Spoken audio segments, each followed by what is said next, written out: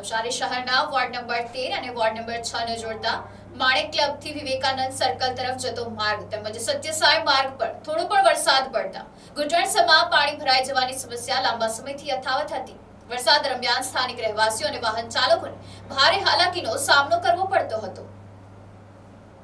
સત્યસાઈ માર્ગ સહિતના વિસ્તારોમાં થોડા વરસાદમાં ભરાતા પાણીને લઈ વિસ્તારના રહેવાસીઓ દ્વારા વારંવાર નવસારી મહાનગરપાલિકામાં રજૂઆતો કરવામાં આવી હતી। ફરિયાદોને ધ્યાનમાં લઈને આજે મહાનગરપાલિકાની તકનીકી ટીમ સ્થળ પર પહોંચી હતી અને સ્થળ નિરીક્ષણ કરી પાણી ભરાવાના કારણોની તપાસ હાથ ધરી હતી। તપાસ દરમિયાન કોર્ટના એક ગેટની સામે પાણીના નિકાલ માટે પંચર કરીને પાણી બહાર કાઢવાની કામગીરી શરૂ કરવામાં આવી હતી। આ સ્થળ પરથી પાણીનો નિકાલ કરવામાં આવી રહ્યો છે, જેના કારણે પાણી ભરાવાની સમસ્યામાં રાહત મળવાની આશા વ્યક્ત કરવામાં આવી રહી છે।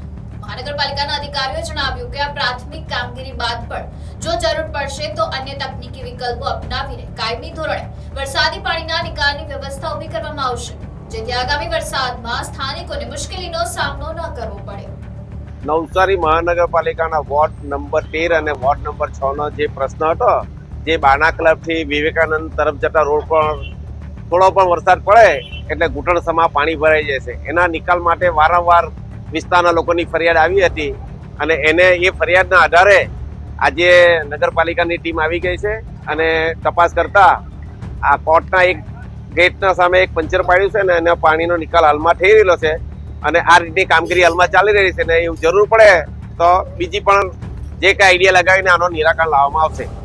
Bureau report NDC news, Navsari.